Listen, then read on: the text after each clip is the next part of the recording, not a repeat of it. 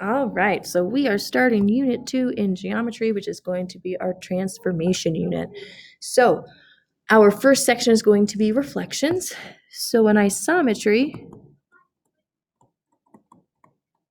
is a transformation that does not change the shape or size of a figure. So we have three isometries, which you might recall. We have translation, rotation, and reflection. So these isometries are also called congruence transformations or rigid motions. The transformation moves a figure, which is the pre-image, by flipping it across the line, and then the reflected figure is called the image. So the reflection is an isometry, so the image is always congruent to the pre-image. So looking at these first ones, we want to tell if it appears to be a reflection. So if you notice with this one, if I were to draw a line of reflection right here, it would be like a mirror image. So this one is a reflection.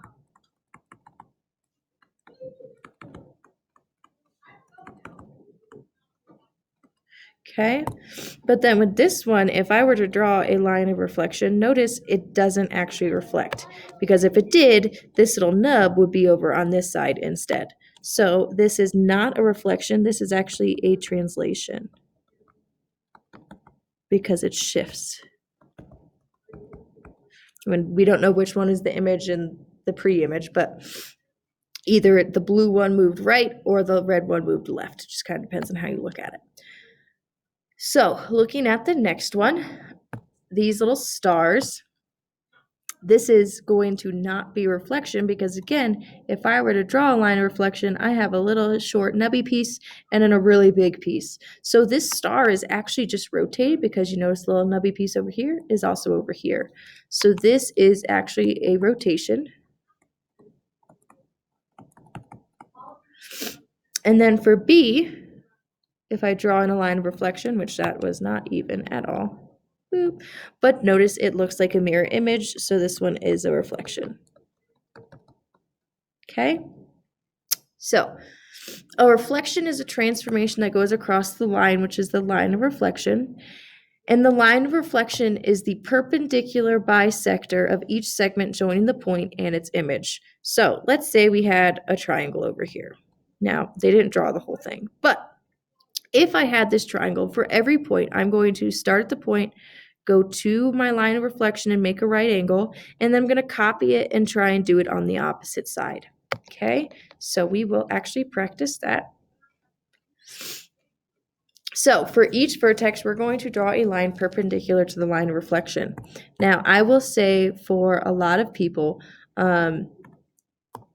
you will want to use a straight edge, but you want to make a right angle. So don't just go straight to the line like, ooh, I got it. You don't want that. You want to make a 90-degree angle like that, because then when you reflect it, you just estimate, extend that line the same length out, put a dot, and label it as Z prime.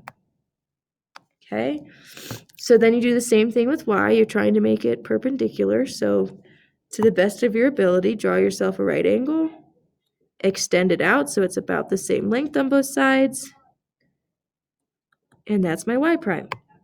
And I'm going to erase these lines every time because I don't want it to confuse me later. But then from the X to the line, and then from the line, same distance, that's about right. And again, notice this is all estimation. I do not expect you to be perfect and have these like perfect identical pictures.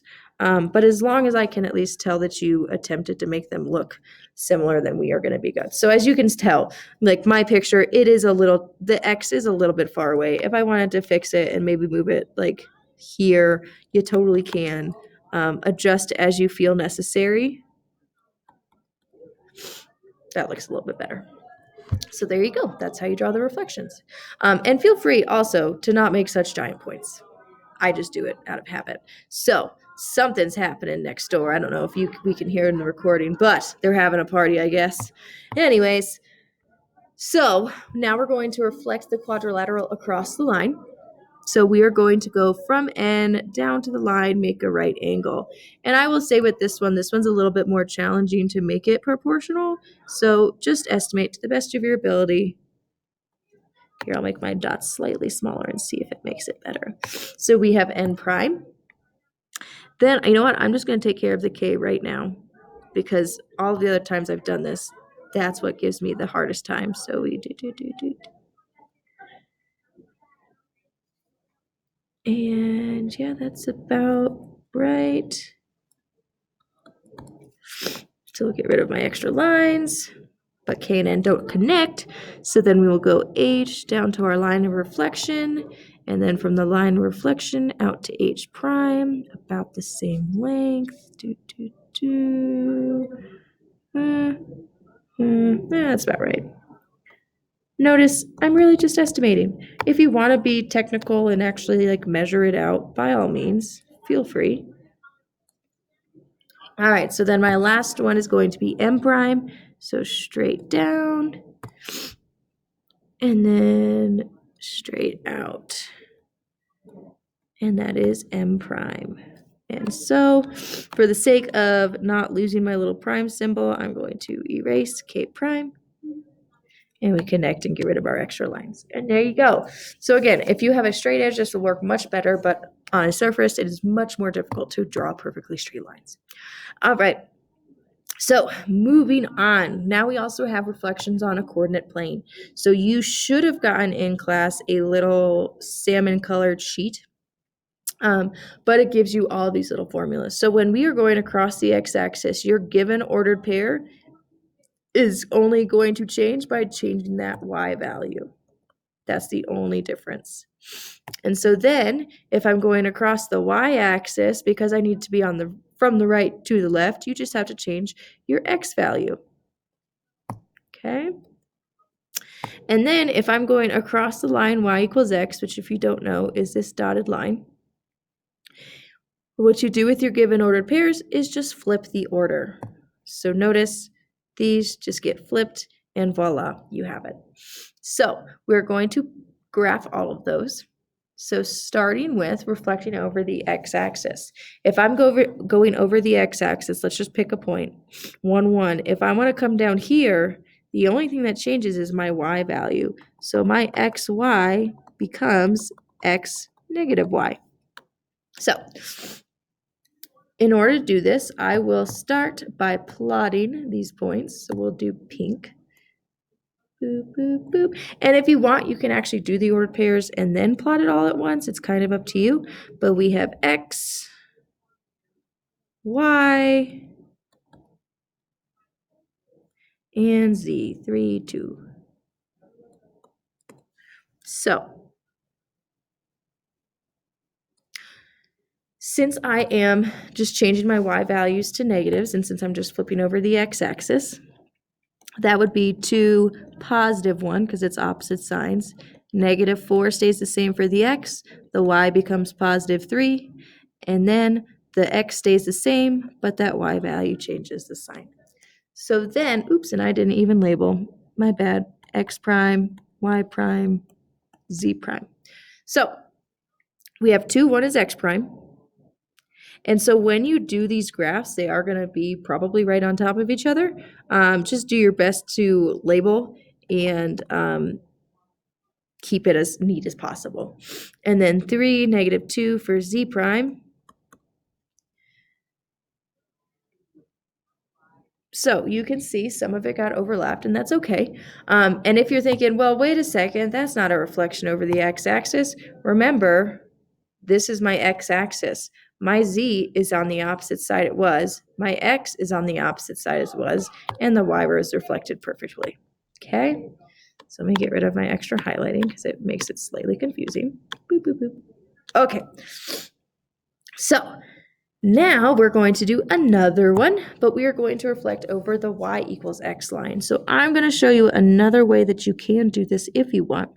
Rather than graphing your pre-image and then finding the points for your image, you can also just come up with all of your ordered pairs and then graph it all at once. So negative 2, since we're reflecting over the y equals x line, my xy is going to swap orders. Oops. X. Okay, so If my r is at negative 2, 2, if I swap the order, that's at 2, negative 2. 5, 0 for s. S prime is going to be at 0, 5. And 3, negative 1 for t. T prime is at negative 1, 3. So then I plot my points, negative 2, 2. 5, 0. And 3, negative 1. And we connect the dots. Man, I don't know why I can't draw straight lines anymore. Okay, so then when I do my r prime, s prime, and t prime, r prime is at 2, negative 2. S is at 5, 0. And t prime is at negative 1, 3.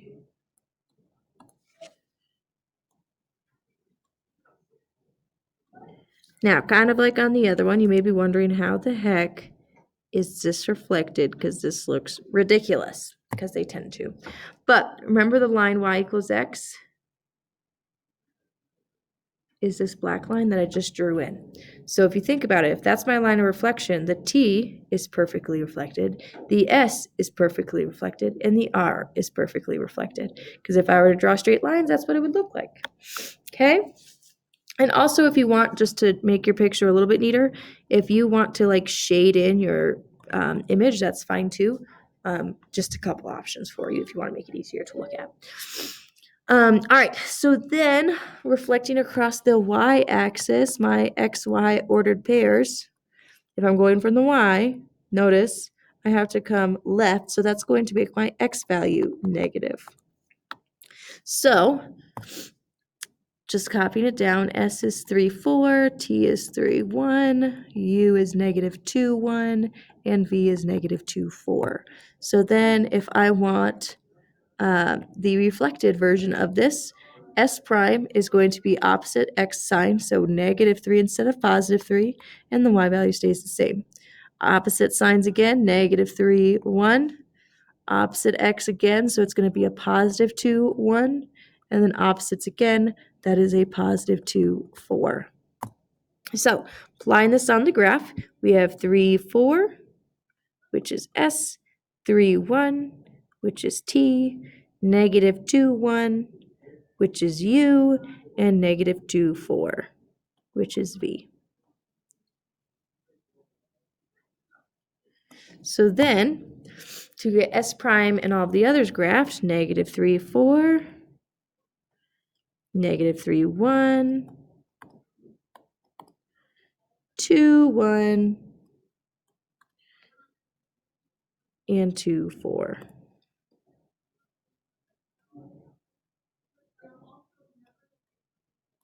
And then notice we reflected across the y-axis, so it was 1, 2, 3 into quadrant 1, but now the rectangle is 1, 2, 3 into quadrant 2. All right. So your homework today is on page 607 of your textbook. And if you have any questions, feel free to ask. But hopefully it's pretty easy for you, but we'll see.